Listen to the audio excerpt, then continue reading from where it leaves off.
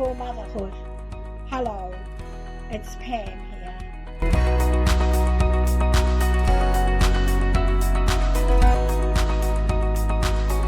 Joyful Motherhood. Mothers are a beautiful expression of God's love.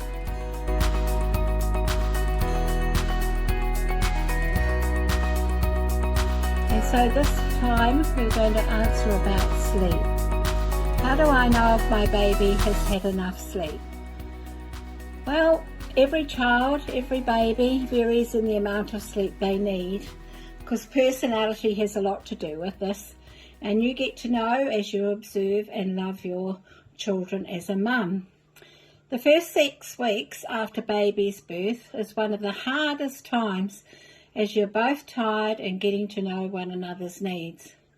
It's a good idea if you have some time for yourself before baby's born, just so you're not too tired before the birth. And if you can just look after yourself a little bit and just give yourself a bit more time so that you're not so tired. Tiny babies don't know the difference between night and day. They just wake up when they're hungry or in need of comfort. So then it's just time to change them, feed them, wind them, and spend a short time enjoying them, and then of course put them down back to sleep in their own bed. Having a baby routine is a huge help, especially if you've got more than one child. You have all the rest of the family to help with as well. Of course, life always crops up, and at times you won't be able to stay in routine. But most of the time, if you can keep the baby in routine, it will really, really help you. And babies and children sleep better in their own beds. They actually look forward to their own space, just like we do. Going to bed. Well, going to bed can be a really special time. I just think that if you don't make their room a punishment place, like, you know, some people say, go to your room now. And the children just get to where they're not so sure if they want to be in their room, especially if they find that's a place where they get punished. So it's not a place really to put your child for punishment, their own bedrooms. Bedrooms should be a special place where they can have a special time with you. It can be a real bonding time. You can talk over the day, read a book, give them cuddles, and then when it's time to tuck them in, music is very comforting. Quieter music, of course. And a lot of children like a lovely soft toy to cuddle, or just to have a blanket or something to give them comfort. And of course, as Christian mums and dads, we pray with them and ask God's blessing upon them. And this is a teaching time too, because they're learning to talk to Jesus, and you can get them involved. Ask them if there's something that they want to pray for, or to get them starting to pray for someone. And it's a teaching time where they're learning to talk to Jesus and to thank Him for the day. If you go away and they haven't settled, just give them a little time and then go in, retuck them in, and in a stronger tone remind them this is time to go to sleep. Don't lose it.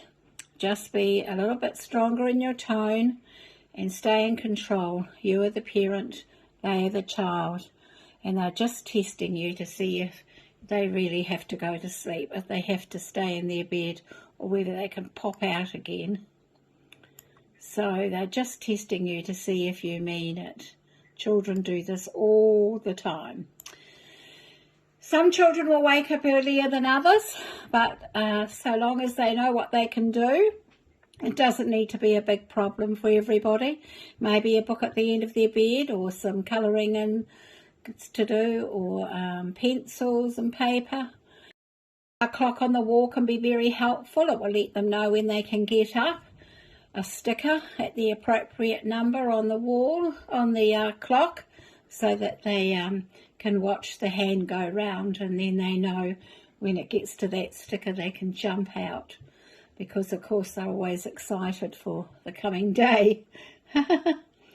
Today's tip really is sleep time, the same time each night, That's what keeps the children safe and keeps them happy, contented and healthy.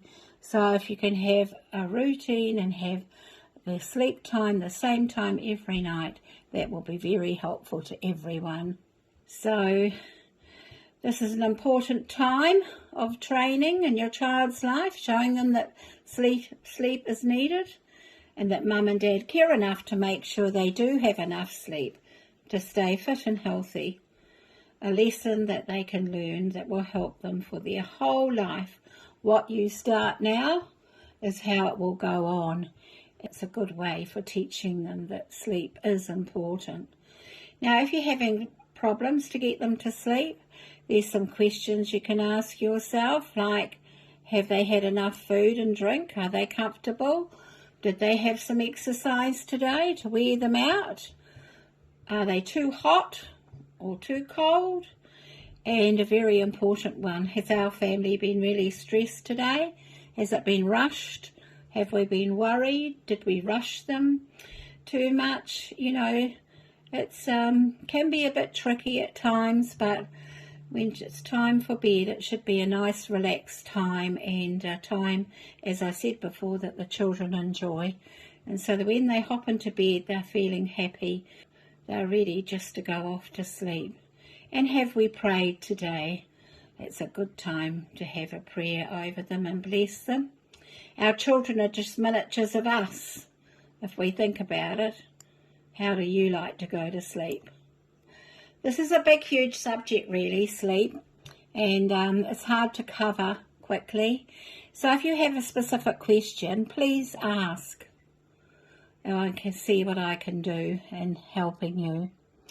But anyway, thank you for today. And our next question is, why is my toddler seem to always be in trouble?